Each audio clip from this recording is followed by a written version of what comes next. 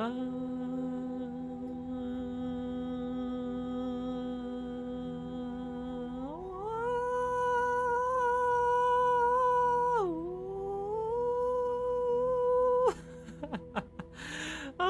okay, let me pop on. Alright. Hello, everybody! How is everyone doing? Wait, where's my music? Give me my music. I need to get new music. I'll have to find new music, like more fun, upbeat music, than this, like, ethereal start like this. I'll find something new, because that feels, like, very Elder Scrolls-y. Anyways, hello, everybody! How is everyone doing? Esoteric Prince, Peyton, Dorian, I am an Owl Nick, Alex Miller, Zedenverse, Peyton, that other Ted. Good to see all of you. Hopefully all of you are doing well. Oh, I'm doing well, Stoopwaffel. I hope you're guys. I always find that fun. Stoopwaffel, it's good to see you. I'm doing really good. Yeah, a bunch of you have noticed that this is, sorry, there's a spider. I have a window right in front of me, and there's a spider in the window that I've been staring at for like 3 days, and he's just moved for the first time in 3 days. I'm like, no, you stay where you are. Anyways, yeah, no, I'm doing, as many of you noticed, I'm doing this stream earlier than, I typically do, because I'm actually filming a video today. I had everything all set. It's literally like a conspiracy theory video. It's my video on Matt Walsh, and I have a whole board that's like a conspiracy board to showcase how Matt Walsh, like, makes this whole conspiratorial idea about trans people. Anyways, it's gonna be a lot of fun, but annoyingly, unfortunately, there's construction going on literally right outside my house. So, I'm like, well, I can't film right now because there's literally drilling going on, and not the fun type of drilling. So I figured I'd do my live stream early so that I could do it, and then I can go and film without having to worry about rushing getting filming done, in order to do the live stream later. So I just figured it'd be easier to do it now, hang out with everybody, and have some fun before I go and do the harder stuff. So yeah. But yeah, the spiders, he just moved, or she, or they, you know, let's not gender our spiders here. They, just have been like, I'm like staring at them, and I'm like, fine, I try not to kill spiders so I don't have to, unless they're like, possibly, like, deadly, like, Black Widows, but this one's been moving, and I'm like, no, you stay there. I'm fine with you, just don't come in my vicinity. You're like, spiders are to me... Oh, I'm a terrible person. Spiders are to me what I wish Republicans would see trans people as. Just like, go over there. Be over there. Just don't be near me. But I'll leave you alone if you just don't come near me. Actually, that's not exactly what I want Republicans to treat trans people as. I want trans people to be accepted everywhere. But anywho, it's terrible. I don't know if female spiders... This is like a face unboxing. Yeah! Okay. We'll talk about, sorry, my brain's getting reset because I'm not used to live streaming in the middle of the day. I'm used to live streaming in the evening. I'll do the normal, like, thing that we do on these streams. Yes, for those of you who don't know, this is my sort of chat stream. I hang out with all of you. I answer questions about whatever you want me to answer. So if you have a question, some topic you want me to discuss, like Comic-Con stuff, Star Trek stuff, transgender-related issues, just feel free to ask me that. I do try to answer Super Chats, and I give hearts to Super Chats. Those are appreciated because they help me pay the bills. But beyond that, I just hang out and chat with all of you. But one announcement I wish to make. If you want to finally find out what is under the beard, tomorrow, I am doing a video that is very, very special to me. It's going to be something unique. And it is a video where I'm going to reveal my face after surgery. Still healing, like right now I'm 8 weeks after surgery, 2 months after surgery, something like that. The video I filmed at, I think, like 5.5 weeks, 5 weeks after surgery. So I'm actually more healed now than I am in the video that'll be released tomorrow. But you'll see why, it's a video that took a little bit of time to get ready. So very excited for all of that.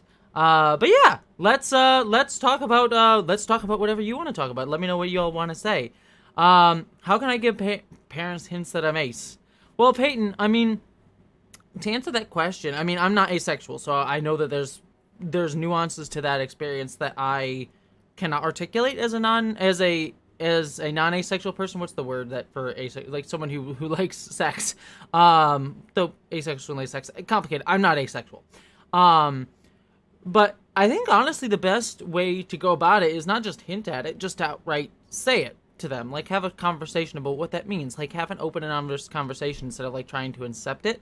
But if that's not something you feel safe with, or you'd rather test the waters about it, which is probably a lot of what you'd want to do if you were hinting, just sort of, like, mention things like if you're watching a TV show or a movie where something and then a sex scene comes up or something like that, and be like, oh, yeah, I've never really been interested in that. Just, like, casual, offhanded references.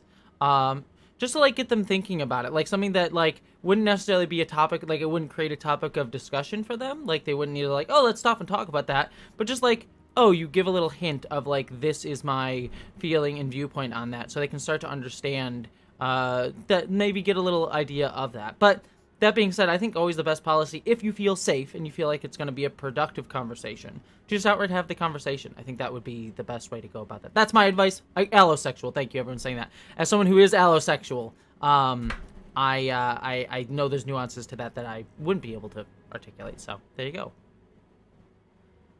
Oh, see, okay. Sarah P says, Jessie, any theories on who from Deep Space Nine could show up in Lower Decks? I'm so excited. So, I will be honest with all of you. Any theories on who from Deep Space Nine? So, for those of you who don't know, the new season of Lower Decks is going to Deep Space Nine for at least an episode, maybe more, but probably just one episode. They showed that in the trailer. I am going to be honest and tell all of you, I know who is going to be on the show, completely by accident. This is something I referenced in another video, but I was at Star Trek Mission Chicago, a few weeks ago. A few months ago, and I met some of the people who work on Lower Decks. They're absolutely wonderful, amazing people, some of, like, the kindest people that I got to meet there, and they were absolutely lovely, and I was just having a conversation with them, and again, I won't spoil who this person was, but I was speaking with a person that was working on the show, and they let slip the person that they were working with, and I was like, wait, that person?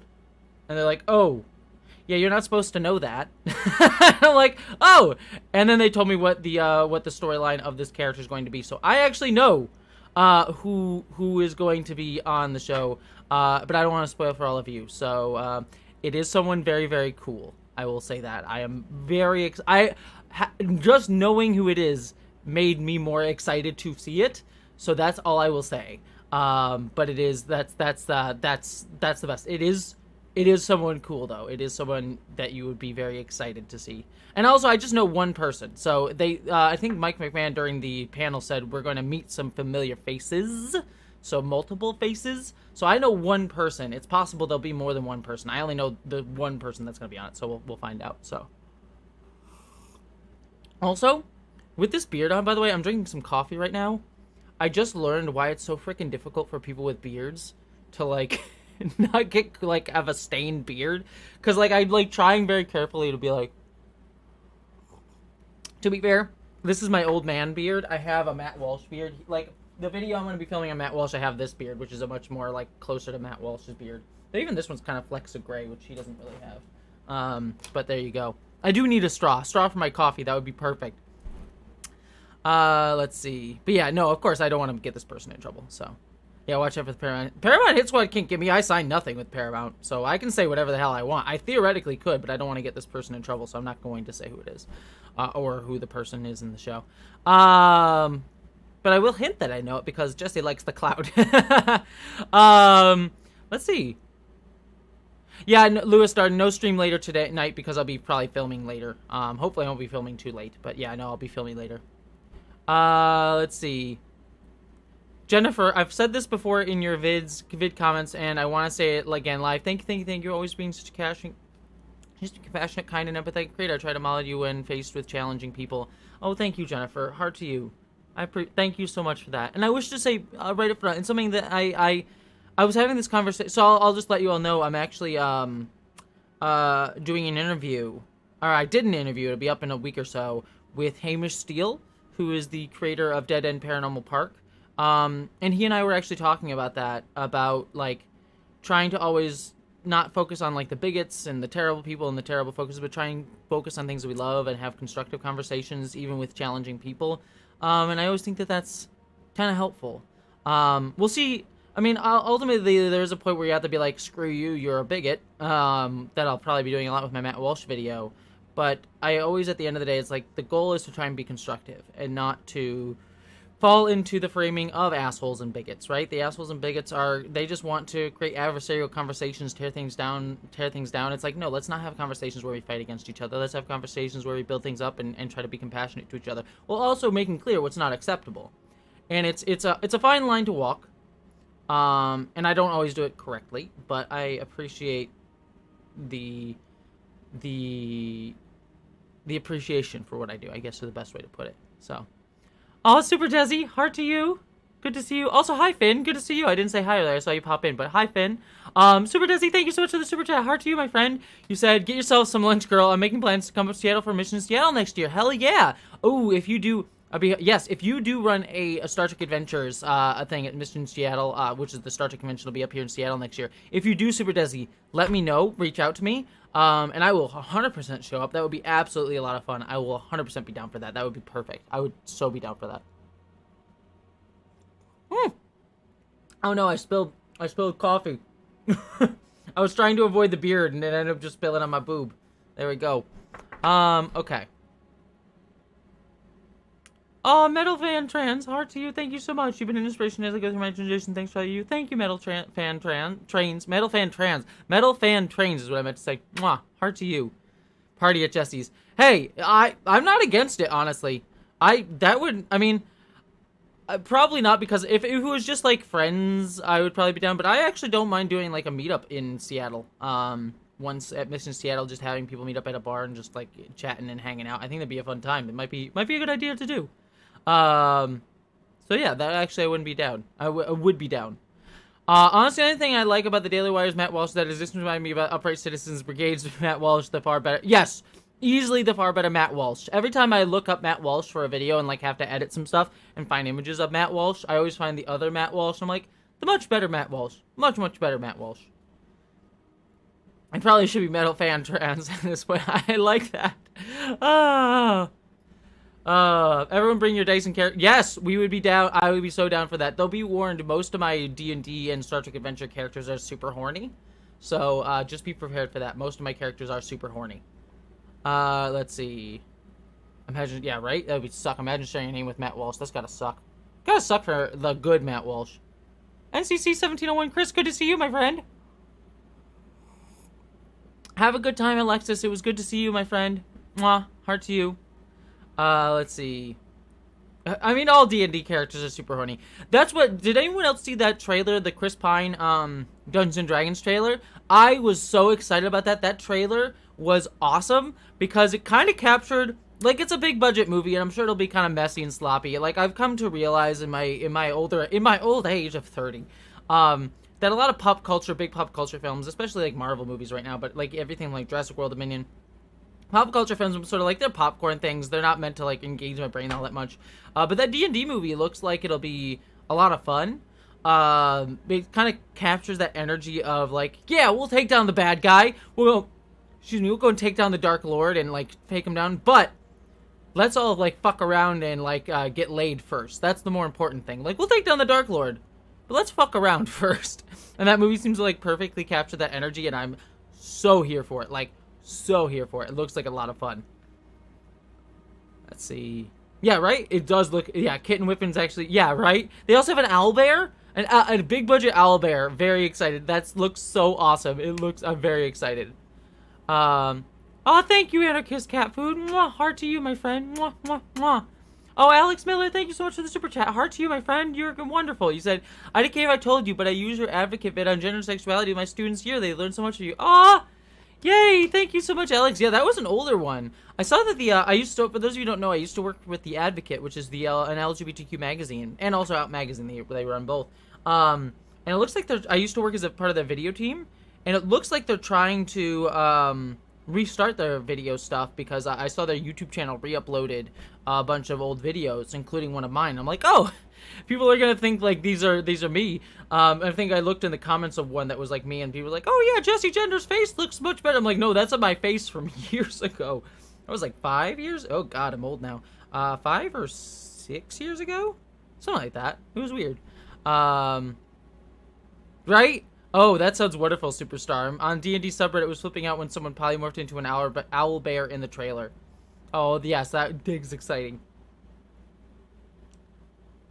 I can't wait for the face reveal. Yes, please. I sorry to keep promoting it, but I am very excited. The face reveal tomorrow. Again, my face will still be healing, so it'll still be kind of puffy and not like exactly where. And my face right now isn't exactly where I want it to be. But I will post some pictures on Twitter of where I'm at now compared to where I was at in the video. But please come to watch the video tomorrow. I'm gonna put up the premiere. I'll put up the premiere right after this, so people will see it when it's gonna show up tomorrow. But I hope people will show up to the premiere because that video, it's going to be a face reveal. Like, you're gonna see my new face, but I am gonna be doing something special with it, and you'll see what I'm gonna be doing with it once you start watching. I don't want to spoil because part of it's the surprise. But I think it's gonna be a really, it's a video that meant a lot to me to write and to film, and to make. So I hope people enjoy it for what it is. So yeah, please come tomorrow. I'm very excited for it. And thank you, Finn. Thank you. I really appreciate that. Yeah, I'm very proud of the video. Like, there's a certain amount of dysphoria in the video because I am still healing from, my face is still healing in the video. Though most people tell me I look good. Me, I'm like, oh god, I look so weird. But I think it's just like a bit of like healing dysphoria mixed with like, is that my face now? So, yeah. Though I will say, I filmed some videos since then, and I'm like, wow, my face looks pretty good. Chloe, no, I'm so sorry. I keep forgetting to watch Conan. I need to watch Conan. I have your Blu-ray, and I keep forgetting. I am so sorry, Chloe. I promise you I will watch Conan. I know I keep saying that. I will watch it. I am so sorry. I just keep forgetting. I'm going to put the Blu-ray out, and I will watch it. I am so sorry, Chloe. Magic, Music Hands Abrupt. Heart to you, thank you so much for your super chat. You said, Chris Pine is so hot, I would drink his bathwater. I understand the sentiment. Chris Pine is very hot. I don't know if I would drink his bathwater, though. Maybe a bit too far for me. But Chris Pine most definitely is hot. I mean, have you seen him in, all the Star Trek movies, obviously, but, Wonder Woman, the original Wonder Woman movie where he's, like, bathing? Like, dang, alright. Chris Pine. I'm all here for Chris Pine, like, dang. Lessons learned. Oh, and thank you, Corey, for saying the face reveal videos, love you. Thank you, Corey. Lessons learned. Heart to you, thank you so much for the super chat. You said, saw a lot of Garrus on the last Twitter pic. Care to comment? Yeah, so, I'm actually working on, I can't show pictures because it also shows, the video shows my face. So I can't show more pictures than what I showed on Twitter, just yet.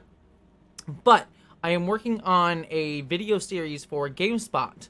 That I don't want to speak too much about because it's like a series of videos, but it's going to be about sex in video gaming, and it's going to be talking about how we don't talk about sex in video gaming in sort of a mainstream way. So it's going to be a series of videos on GameSpot of all places that's going to be talking about sex in gaming and what that's like, and what we miss and what we don't really talk about. And so that image with Garrus in it while I'm on the bed is for a video that I just filmed actually yesterday. About sex in video games, and I think that video will be kind of fun. I hope people like it. I hope it'll be a good time. Jimmy Nails, heart to you. That's a very generous super chat. Thank you so much, my friend. Mwah, mwah, mwah. You said, hey Jesse, hope you're well, my friend. I am well. I am doing well. A bit tired today and annoyed that construction is going on outside my house, but otherwise I am doing really well. So, thank you very much, Jimmy. Jesse, even without the surgery, you are a severe gender goal. Aw, thank you, Dark Excalibur. I appreciate that. But everyone is beautiful in their own way. And while I appreciate that, it's so weird. Because while I'm done with my, like, transition-related goals, there's still things that I'm like, I need to do better. Like, I'm not super fit. Like, I'm a good weight.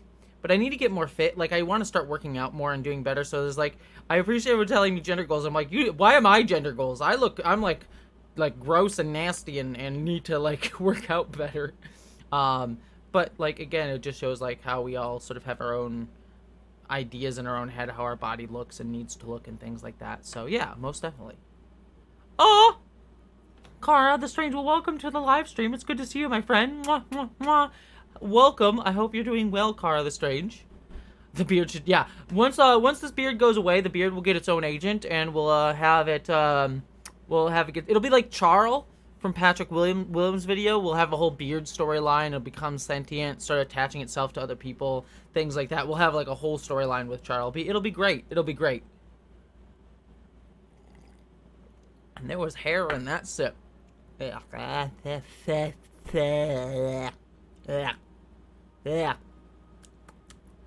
That That was gross. Anywho, the Molly J Heart 2, thank you so much for your super chat. You said the D&D trailer reminded me very much of my current party's victory chant. We don't get eaten by a dragon. That's good. That's a good one. That's a good chant. To be fair, that's a very good chant. The Molly J. Let's see. Hi, Jessie. Mystic Mind Analysis. What are your thoughts on the Warhammer 40k franchise? Despite being marketed as Grimdark 101, I find the novels surprisingly nuanced. I actually haven't played or watched or read 40k, Warhammer 40k. Excuse me. I actually do want to because it looks like something I would definitely be interested in. Like all the books kind of intrigue me, and I do like grimdark fantasy science fiction, which is what that is. And the setting just seems really unique. But yeah, no, I've never gotten into it. So I probably should, because I feel like I would like it. I also feel like I would like the miniatures of the game. There's a certain dude broiness about it that, like, always pisses me off, but that's in a lot of, like, gaming settings. And I know a lot of people, like, misinterpret Warhammer as, like, pro-fascist when it's very anti-fascist. That I do know. But that, again, that happens with a lot of things. I mean, people loved Homelander, for heaven's sakes. Which, by the way, I'm going to be doing a video. I filmed a video also this week. I'm filming a lot of videos this week. I filmed a video this week on The Boys. So if you want my analysis of The Boys Season 3, that video will hopefully be up in a week or two. So be on the lookout for a video on The Boys. Out of the 40k, I recommend the Orcs because they're the only one faction that are arguably not evil, but just having fun. I mean, I'm here for anarchistic Orcs. Who's here for anarchistic Orcs? I'll talk about it in the video. So I'm doing a video on The Boys Season 3. And what I analyze in the video is not just the themes of The Boys Season 3, but why a lot of conservatives, up until this season, like, loved Homelander and misinterpreted the show. And then this season started to have, like, a realization, like, oh, this show has gone woke, apparently. And I started talking about why they were drawn to Homelander as a character in the first place, why they sort of only saw the surface level interpretation and the criticism of his character, and then also why they interpreted The Boys as a middle of the road show that was like going after the left and right equally, like kind of have that South Park libertarian idea about the show, which the show is most definitely not. The show is very leftist, like it's a very leftist show, but how right-wing people could misinterpret it. And so I talk about that, and then I also talk about the problem with the show being made by Amazon. Like, it's a very anti-capitalist show being made by one of the biggest corporations in the world ever. So it's an interesting crux fulcrum that it sits within all these different interpretations of the show. So I talk about all that and how we can reconcile all of those things. So I'm very excited about that video. Should be a fun video. Ooh, Preston, I'm going to answer that question second, but I want to quick address this Dark Excalibur's super chat first. Dark Excalibur 42, Hartu, you said you want to become a writer for Star Trek. Any ideas on projects you might write for to advance your portfolio? So I am currently, I'll just say it, I am currently working on a project that I don't know if it will get made, but one I am very proud of, that is going to be something that I hope will advance my portfolio. Because that's my next goal as a creator is I've set out 2 goals for myself for the rest of this year and going into next. 1, make my YouTube videos much better production-wise, like start to evolve them, do more things. It's not just, like, a lot of it will still be me staring at a camera, but I want to kind of evolve it in a way, like, to use someone I just mentioned, like Patrick Willems is kind of an inspiration for me as a YouTuber, in the sense that he sort of took the video essay format and evolved it and used it as a chance to, like, evolve his voice as a filmmaker. So I kind of want to do much the same that he did and sort of, like, use YouTube to start evolving my filmmaking style. And then my second thing is I have a few projects on the side that I am currently working on, both as a writer and a filmmaker, that I don't want to say exactly what they are just yet, but I'm starting to get some headway on them in the background, which I'm excited about. And hopefully my goal is to let everyone know what that's going to be by the end of the year. We'll see if that works out depending on how things shift, but that's my goal. We'll see if that all works out. I see a few more super chats, and I'll get them in a second, but I actually want to answer this question because this one's fun for me. Preston Anderson, hey Jessie, what is your favorite video game? And I love this shirt and mug. I actually want to do a video about my favorite video games of all time, because I actually have a few. But, like, I don't know if you can see it on this screen, but, like, up there, there's Outer Wilds. In fact, all these posters here. So there's, Life is Strange is one of my favorites. Mass Effect is one of my favorites. I love Mass Effect. Outer Wilds up there is one of my favorites. What else is some of my favorites? Banjo-Kazooie, quite obviously, because I got a Banjo-Kazooie shirt. Actually, I'm wearing a lot of video game stuff today. What else do I... Celeste, I love. The Unfinished Swan is a personal favorite. Dark Souls, I loved... Like, I just played Dark Souls for the first time this year, and I love it. Like, Dark Souls 1... Like, Dark Souls 2 and 3 are great. I love them, too. But Dark Souls 1 is just, like... Excuse me. I just adore it. With all of my heart. Dark Souls 1 is just... one of my favorite games I have ever played in my life. And it's so wonderful. Where... Because we tend to, like, have a lot of nostalgia for games that we played when we were younger. Right? And we tend to have this nostalgia for, like Banjo-Kazooie is clearly a game I grew up with, and hence it's why one of my favorites. Well, there's clearly still, but well, there probably honestly is better platformers since then, but I still love Banjo-Kazooie specifically. But like, it's so nice to come to a game, and I know Dark Souls is older, but like, come to a game later in life and be like, not that I'm old, but like at this age, and be like, this is one of my favorite things. I think it's just great. I think it's just great. And Outer Wilds is one of those too, to be honest with you. But I should do a video on that. Maybe I'll make a video on my second channel of my, like, top 10 favorite video games and why. That'd be kind of a fun one to do. Superstorm, heart to you. Thank you so much for your super chat. You said, it's Bugs B Day. B Day, thoughts of his LGBTQ popularity. So Bugs Bunny. Yeah, I mean, I haven't, like, done a deep dive on Bugs Bunny, but I mean, like, one of the obvious things is he cross-dressed quite a lot at the time. And didn't seem like there's obviously a lot of problems in Bugs Bunny's depiction as like an LGBTQ person, for obvious reasons. I mean, the fact that you were laughing at someone dressing up as a cross like in women's clothing, the fact that he would use women's clothing to be deceptive, which kind of goes to like the vilification of femininity as performative / also trans women are just people like men pretending to be women in order to trick men sexually, which is what Bugs Bunny did a lot of time. That being said, again, it goes back to, like, problematic depictions of characters still resonating with LGBTQ folks because that's all we had. Many LGBTQ folks resonated with Bugs Bunny because they're like, oh, yeah. I mean, I know I did. It's like, oh, yeah, putting on women's clothing. But, yeah, no, I there's, like, again, like, it's also a bunny, right? And also, he does kiss a lot of people with the consent gag. So, yeah, like, a lot of problems with Looney Tunes, but, like, classics anyways, right? Like, it's just, like, it's, again, one of those things, I don't want to spoil the Orville, but it's just like one of those things I was talking about today. Minor spoilers for the Orville, so plug your ears. I'll keep it to like just a minute, but plug your ears for just a second if you don't want any spoilers for the latest episode of the Orville. But there is a bury your gays moment in the episode where a gay character gets killed. But it is also a great culmination of that character's arc. Like, it's a great storyline. I love the character. I thought the character's arc like completed well with their death. I thought it was really wonderful. But it is also a bury your gays moment. And I have people in the comments of my review complaining, like, Jesse, you're complaining about bury your gays. It was a great culmination arc. It's not bury your gays. Like, no, it can be. Both things can coexist. Characters can have great arcs, and it can still fall into problematic tropes. Like, one thing does not have to be essentialized as just good or just bad. Both things can be true. And so that's one thing that I'm, like, I'm probably going to do a review of this season of The Orville, which I've really loved overall. But I have very complicated feelings on its LGBTQ representation. Because I think in a lot of aspects it does it really well. But I also think I have problems with a lot of it too. So I've really loved The Orville. Like, the storytelling of The Orville this season is great. But I do think that some of the tropes that it falls into are I have issues with.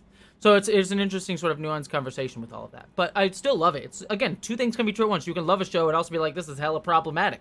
So... Exactly, Terramouth. There's no such thing as purely good. Finding nuance in Orville, right? Shocking. Michael Anderson Doyle, have you ever played Conker's Bad Fur Day? Yeah, yes, a little bit. I haven't played all of it. I feel like I would like it a lot. I know a lot of the humor has aged badly, very badly.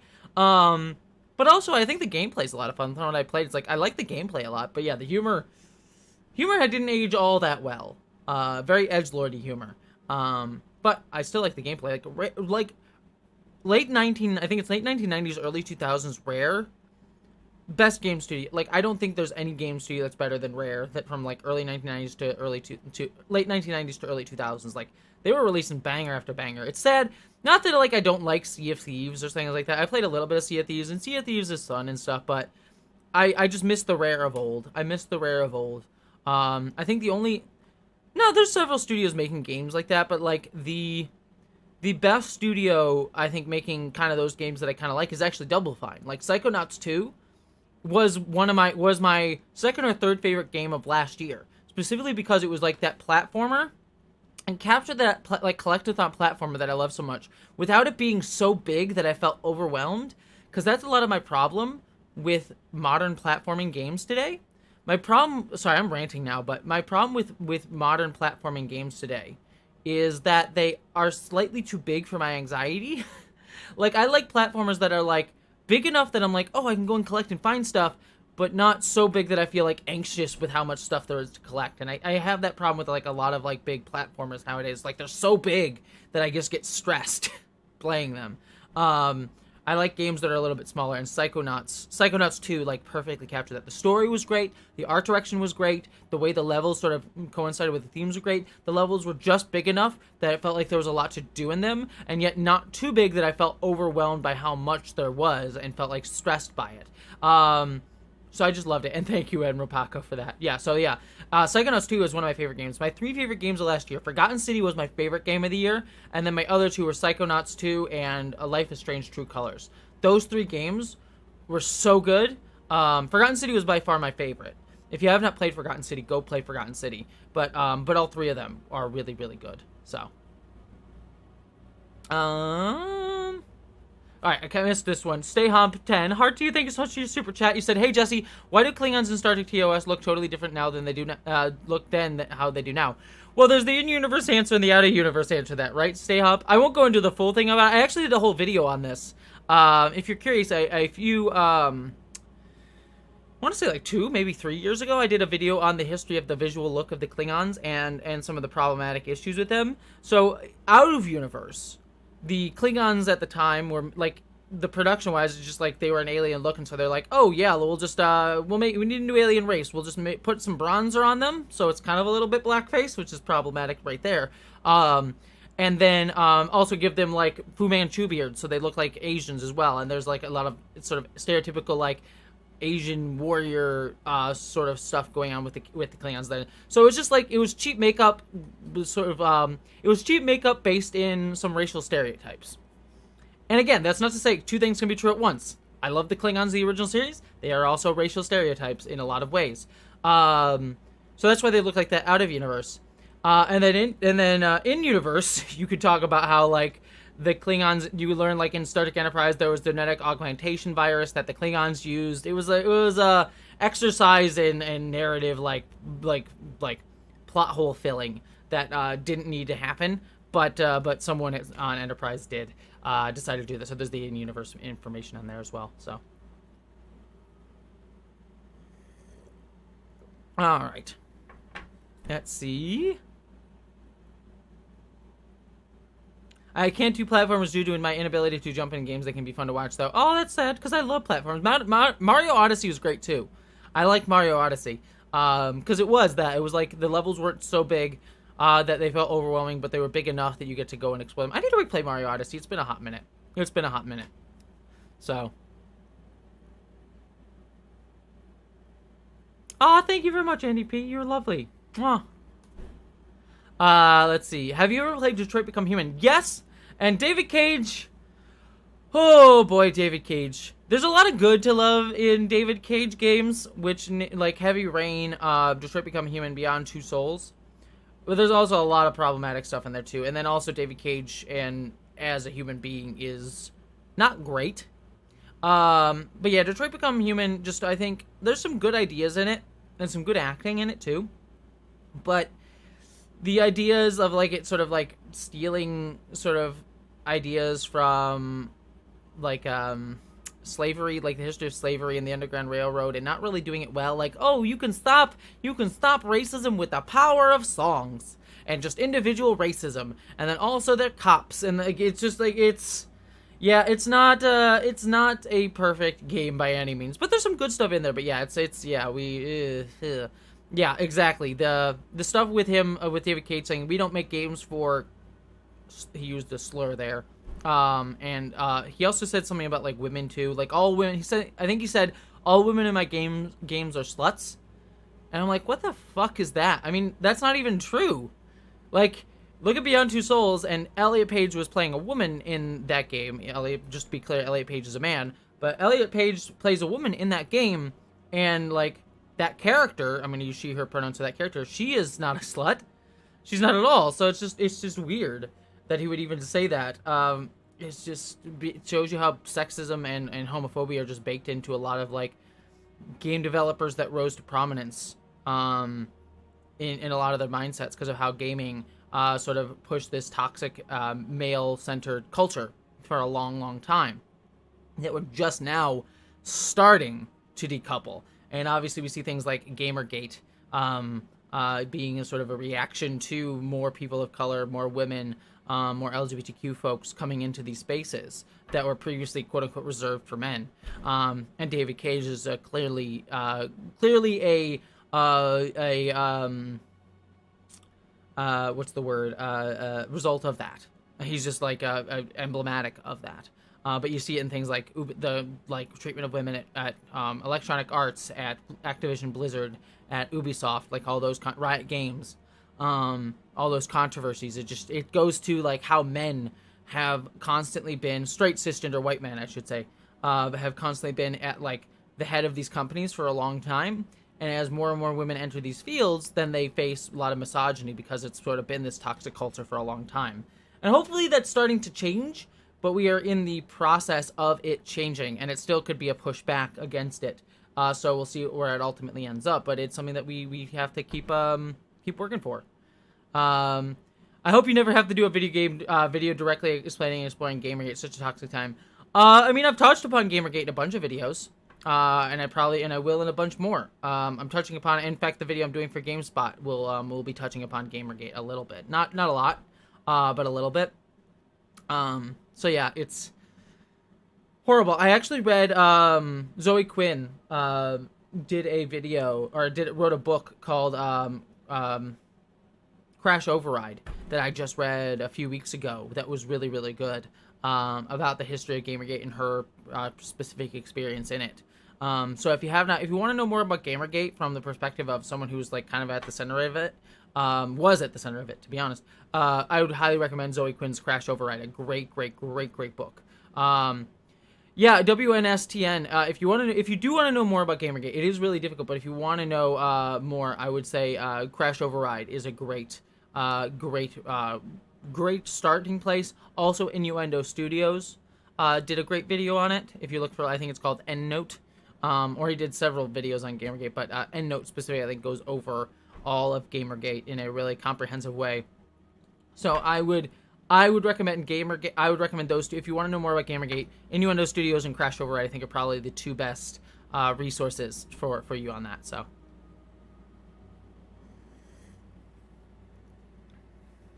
As a woman who is going into the game dev industry, it's kind of scary. I just want to design characters. LOL. Yeah, I'm sorry, Taito Tech, but don't let that put you off. There are many amazing places. Like, yes, these big companies like Activision, Blizzard, and stuff, and you'll probably face some of it a little bit, which sucks. And I hope you don't have to. But that's part of the fight, right? And it's something that I'm frustrated by a little bit too. Because to be honest, like, and I've said this a lot to you, like, I want to get into writing and producing films and short films and directing, that sort of stuff. And while I'm able to do that here on YouTube, even though even YouTube has its problems, but I'm just sort of able to make it on my own and put it out on my own and distribute it on my own.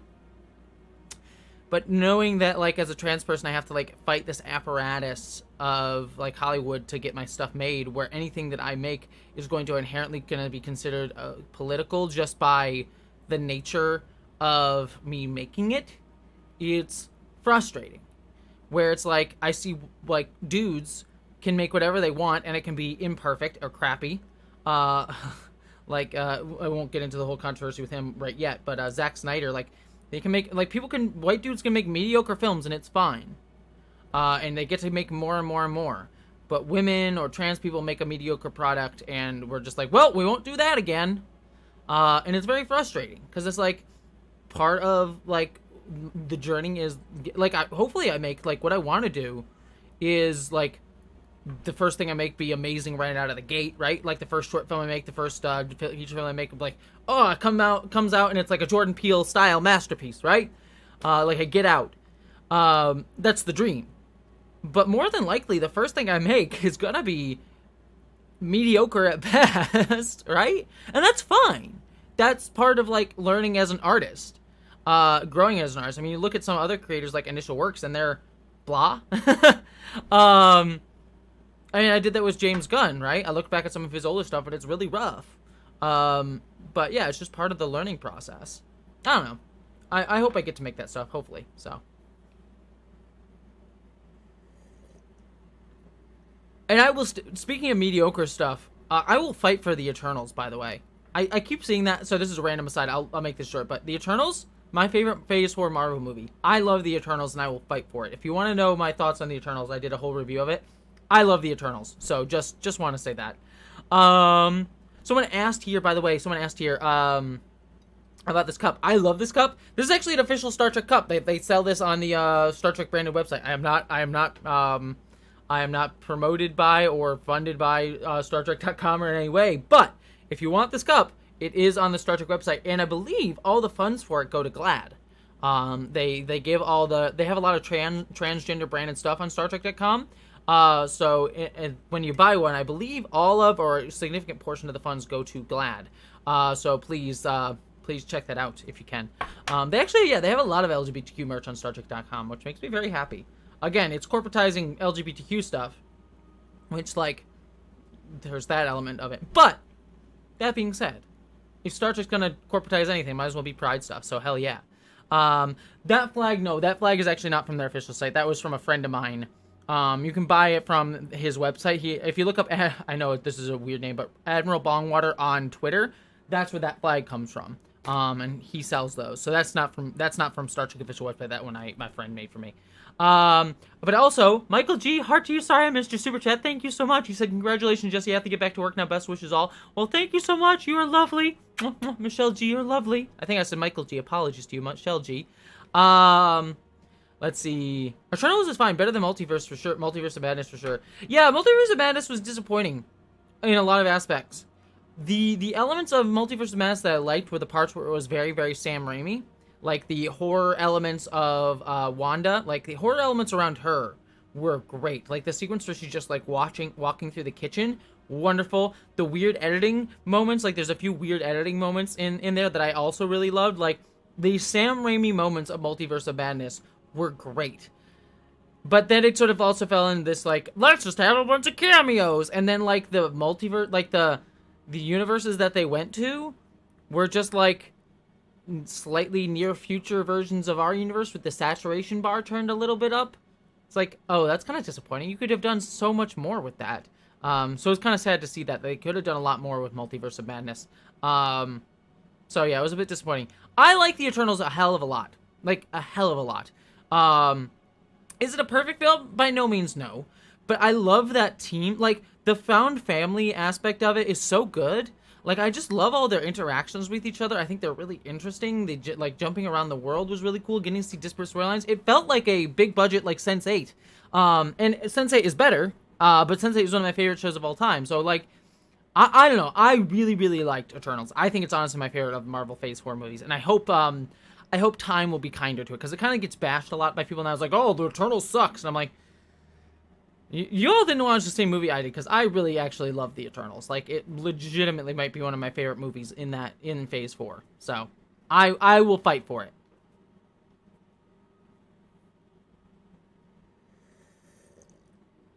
I think, wow, I think that's fine. I mean, I don't need everyone to agree with me.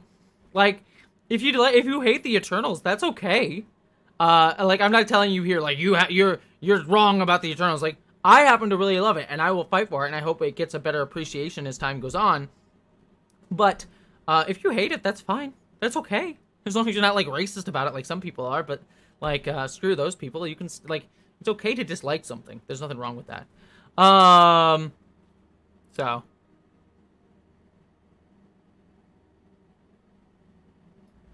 Yeah, right? I did find it funny. I will say, spoiler for it, but Anson Mount's cameo, I loved. I mean, honestly, out of all the cameos that they had, like, it was cool to see Patrick Stewart back as Professor X, but legitimately, Anson Mount was the only cameo in that, like, cameo that I was like, oh yeah, that's really cool. Like, John Krasinski as Mr. Fantastic, okay. Like, legitimately, just Anson Mount was like, I'm here for him, and then the rest was like, yeah, that's fine. That's okay, all okay. So, any thoughts surrounding Rings of Power? Very excited for it. Legitimately, I look at the trailers for Rings of Power. I mean, I hate to compare these two. Well, I'm going to compare them anyways. But I look at Rings of Power, and I look at the Game of Thrones prequel show. And honestly, the Game of Thrones prequel show looks really boring to me. Like, everyone's so excited for it. Like, I hear so many people like, yeah! The Game of Thrones prequel show, I'm so excited for it. It looks really cool. And I look at it, and I'm like, it looks kind of dull. Like, I don't know. Like, I look at it and I'm not really intrigued by it. It's like, oh, it's more Targaryen backstabbing and political machinations. And I love political machinations, but it's kind of like, I know where that goes. Like, I know where that goes, and I kind of know the big players, and I know the names, and I know it's the kind of the beats that it's going to have to hit, and I'm not really fascinated by a lot of it. Whereas the Lord of the Rings show, well, I do generally know a lot of, like, the big overarching beats, like Sauron, like, becomes the big bad towards the end. There's so much in that lore that, like, I've never seen depicted. It takes place so much longer before Lord of the Rings proper that, like, you can do so much. There's so many different characters that you can deal with, both characters that we know and characters that we haven't met before. And I think you can just do a hell of a lot more with that show, and it looks so fascinating to me that I am so much more interested in the Rings of Power show than I am the Game of Thrones show, which is why it's weird to me. Like, I see a lot of people being very reticent on the Lord of the Rings show, but very gung-ho on Game of Thrones, which weirds me out because I'm very much more excited for the Game of Thrones or Lord of the Rings show than I am for the Game of Thrones show. So yeah, so that's my thought on it. So Miranda says the Hobbit movies really deflated my interest in Lord of the Rings. That's fair. I will fight for the first, I want to say 2/3, but I guess it's more like 3/5 of the Hobbit movies. I actually enjoy the Hobbit movies all the way up to the final fight of the second movie. Like, the final bit where, like, the doors are all running around from Smaug, I find that tedious and boring. Everything before that, though, I actually really like. And then the opening for the third movie where Bard takes down Smaug. That's also good. So, take the first two movies, take out the ending of 2, and put in the opening of 2 into 3 into 2. And I'm like, those are actually 2 solid movies to me. The third movie I absolutely despise, though, outside of that intro. Like, I think it's blah. Very blah. So, yeah. I have seen Lindsay Ellis's Hobbit videos. Great videos. Like, I think her videos are excellent. And talking about how now, to be fair, Hobbit movies really did a bad number, did a lot of harm to the New Zealand film industry and other places, too. Just industry in general. So, not necessarily saying, like, yeah, Hobbit movies are great, but I enjoy them. I enjoy them for what they are. That's me, though. Also, Dean Sturgis, thank you so much for Super Chat. Heart to you, my friend. Mwah, mwah, mwah. I appreciate you. Let's see. Oh, Carlos and Miles, sorry I missed your Super Chat. Mwah. Heart to you, my friend. You said, just wanted to pop and say that I love all of you and I'm honored to be part of this community. Oh, Carlisle, you are wonderful. Excuse me. Heart to you, thank you so much. Mwah, mwah. So good to see you, my friend. Let's see. Chloe said, heart to you, thank you so much for your super chat. He said, should I talk to a therapist about why I keep inserting Baelmar-esque characters as punching bags for satire in my scripts? No, that's totally fine. Baelmar deserves to be a punching bag in your scripts. Baelmar sucks. Baelmar absolutely sucks. He's like he does like this like left-wing veneer of like, I'm a liberal. But he's always been an asshat. He's always been an asshat. I mean, go watch Religulous. What a fucking, sorry to say this, like, that movie infuriates me. Because it's so condescending and asshole-ish. And, like, look, as someone who is, you know, I'm not an atheist, but I am, like, an agnostic. And I just watched that, but it's like, especially around that time, this sort of, like, atheist ideal of, like, we know better and we're smarter than you. And just, like, discounting all this culture and history and importance of religion. Again, don't get me wrong, institutionalized, there's a lot of elements of institutionalized religion, especially Christianity, that are hella problematic and like super awful. And I do believe like a lot of religion is just like used to control people. But also there's also a lot of elements of like faith and people's beliefs and sort of respecting like culture around it that I think is really important as well. And so again, things do not necessarily need to always be one thing. And I just look at Bill Maher's like religious and how just condescending of an asshole he is. And yeah, and that's just continued in everything with his politics. And then he's also one of those people that's like, the far left is ruining everything. Oh, they're the wokeness. And he's always ranting about that jazz. And I'm like, look, I wish Joe Biden was pissing everyone off by appealing to the far left, right? I wish that was the case. Like I wish so, but it's just like, no, we know that it's not the far left that's the problem. It's the fucking conservative. Number one, it's the Republican Party. But it's also the like centrist and right wing end of the Democrat Party. I mean, Joe Manchin and Kirsten Sinema. It's not the left wing that's halting things. It's not Ashley AOC. It's not her. You know, as much as she gets vilified, and I don't always agree with her perfectly. But like, it's like I wish it was the far left, but no. Eric, heart to you, thank you so much. I appreciate you. Said, hi from Brazil. Do you think Michelle Yeoh will come back to Disco or at that spin-off they hinted at? Hopefully they have the budget to accommodate her. I think she'll come back at some point. Hopefully they'll get her soon because she's wonderful. I would be shocked. She's not going to come back to, she's not going to be coming back to Disco, unfortunately. I'm almost certain of that just because of the way that her exit from that show was. If anything, I mean, my ideal would be she gets that Section 31 show, and the Section 31 show takes place in the 22nd century at the start of the Federation. That would be my ideal. Like, if she had her own, like, she went back in time, she's in the 22nd century, she, like, gets to hang out with Scott Bakula, Captain Archer, and Reed and everything. And there were hints that they were going to do a movie. I think the actor who played Reed in Star Trek Enterprise, who has ties to Section 31, he actually let slip on one of his podcasts that he was contacted to do a movie about Section 31, that they were sort of in talks to do that, and have him come back because he was involved in Section 31. So hopefully that's still in the works. So that would be my ideal for her character. I don't know if that's still going to happen though. But even beyond that, even if that's not the case, Strange New Worlds would also seem like a perfect spot for her to pop up in, if that show doesn't go through. So yeah, I think those are some of the options. But yeah, if they do a Section 31 show, that would be my ideal. Have it be either a movie or a TV show that's set in the 22nd century at like we find out that Michelle Yeoh is the one who starts Section 31. Like she actually builds it into the Federation at the beginning. Like that would be my ideal for that. Heart to you, Carlos Cinephile. You said, sorry, I'm just checking the time because I'm going to have to wrap up fairly soon. Heart to you said, Bill Maher is Brian the dog from Family Guy. He just wants to feel like he's smarter than everyone else by being contrarian. Yeah, that is a very, very good comparison. He is kind of Brian the dog from Family Guy. But I haven't watched Family Guy in a while. I haven't watched Family Guy in, like, years at this point, to be kind of frank. Random Video says, thoughts on William Shatner Comic-Con comments? I mean, William Shatner doesn't know what he's talking about. The dude hasn't even watched his own Star Trek. He says, like, Gene Roddenberry would be rolling in his grave at modern Star Trek. And I'm like, yeah, possibly. But Gene Roddenberry would be rolling in his grave at Deep Space Nine. And he was he was still alive at the time, but he hated Wrath of Khan. And a lot of, like, the Star Trek movies that a lot of people love, that I love, he hated a lot of, like, ideas that went on to become very popular in Next Generation itself. So, like, Gene Roddenberry, while he did give us Star Trek in a lot of ways, he was not the end-all be-all of the original Star Trek. Like, Gene Coon, DC Fontana, and so many, David Gerrold, and so many others helped create Star Trek, the original series, with him. And then also, he's not the end-all be-all of Star Trek or what's good in Star Trek.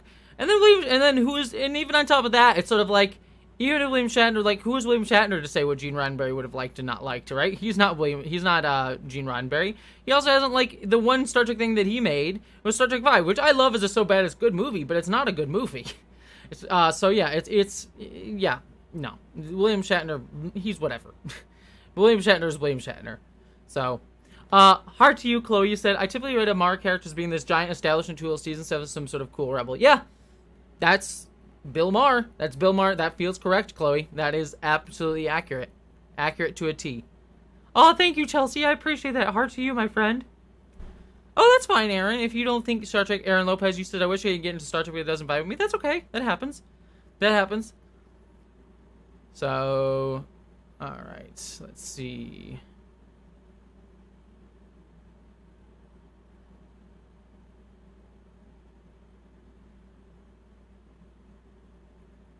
Cyberquake, you said Alex Kurtzman mentioned at least 2 women-led news shows. I'm hoping 7 and Stargazer and Starfleet Academy with Tilly.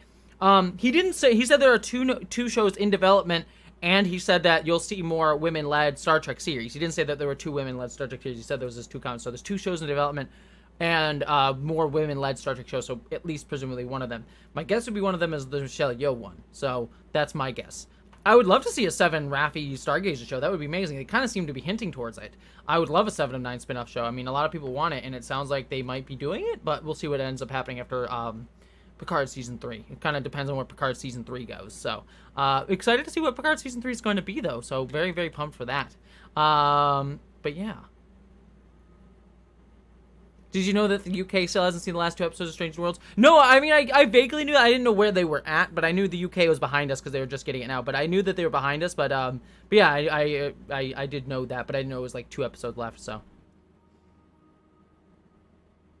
Cool Waves 422. Oh, cute Banjo-Kazooie shirt. Oh, thank you very much, Cool Waves. I love the meme that says Spock would have loved Nimoy, but Kirk would beat up Shatner in an Applebee's party. That is true. And you also know, like, Leonard Nimoy would be totally on board with, like, modern Star Trek, right? Like, I'm sure he would have issues and notes with it and problems with it, but, like, Leonard Nimoy was always about writers being able to try new things and tell new stories. Like, with Star Trek 2009, he literally came on and says, like, he had that famous quote of, like, don't let canon be like a barrier for you to see what Star Trek can take you. I forget his exact words, but it was something along the lines of, like, don't let canon be this barrier they let start. Like, see where Star Trek wants to take you now. And I think Leonard Nimoy was always pushing for that. Like, clearly he would have critiques and criticisms, as I do, and many people do. Like, I don't think modern Star Trek is perfect, but I also think, like, he was somebody who understood that art is something that evolves and changes and grows and shifts and goes through ups and downs. Like, there are good things, there are bad parts of it. And so I just think Leonard Nimoy would definitely be part of that. See ya, Local Mansion Gaming. So yeah. Any theories, hopes on who's the new Black Panther? No, I mean, that's one of the, a lot of people are asking for my reaction to Black Panther, the Black Panther trailer, and I think it looks great. But I don't think there's anything that I can really add to that, like, conversation that, like, other people, like, especially people in the Black community are gonna have a better conversation about that than I can. Not that, like, I am excited about it and I want to promote it and I'll certainly talk about it when it comes out. But in terms of, like, adding, it's like, I think it looks good. I see it's interesting. I have issues with Marvel, so I don't want to necessarily poo-poo on the parade overall. So yeah, I don't know. I think Black Panther, the trailer looks interesting. And I'll sort of be curious to see where they go with it. So yeah, most certainly. I do hope it's not Shuri, because Letitia Wright, had some problematic stuff going on. But we'll see what they do. I do hope maybe, I mean, even if it's not Shuri, I'd make a woman in the suit would be like would be amazing, like the Dora Milaje or something like that would be interesting. So we'll kind of see. We'll see how it goes. That being said, though, I think I'm gonna wrap out the stream, everybody, because I am hopeful. I'm hopeful that the construction has stopped, which means I can go get my makeup on and start filming my video. So I have a video to shoot about Matt Walsh. It'll be fun. So I'm gonna go shoot that video. You all have a wonderful rest of your day. I'm going to go film a video. Mwah. I love you all. Don't forget, tomorrow is the big face reveal day. I'll be taking off this beard. You'll see what's underneath this beard tomorrow. So check out that video. I'm gonna post. In fact, while I do this on stream, so I can share with you the link. So I'll share with you the link to where the video is going to be. It's going to be revealed tomorrow. I love ya. Tomorrow. Alright, let's see. Where's the video? Let's see. Schedule. Tomorrow. Right, that's Friday. We'll post it. When do I want to post it? 11 o'clock will probably be when I want to post it. Schedule. Set as premiere. which means you all should be able to see the link now. Let me get that link to all of you. So I'm going to post in the chat here. So I'm just getting up. Okay. So I'm posting in the chat right now the link that I just posted. I'm going to pin it real quick, even though I'm going to be closing out the stream in just a minute. That link will take you to the video tomorrow. That's going to be premiering tomorrow at 11 o'clock. It's going to be my face reveal. I'm excited for it. It's going to be a special video. I hope you all enjoy it. I hope you're excited to see it. But yeah, that'll be tomorrow. Saturday I'll probably be playing some video games. And yeah, I'll see you all Saturday. So tomorrow at the live stream, Saturday gaming, and then we'll see what's coming up next. So, mwah, I love you all. I'm going to go film a video. Heart to all of you. Have a wonderful rest of your evening, and I will see you all tomorrow. Mwah.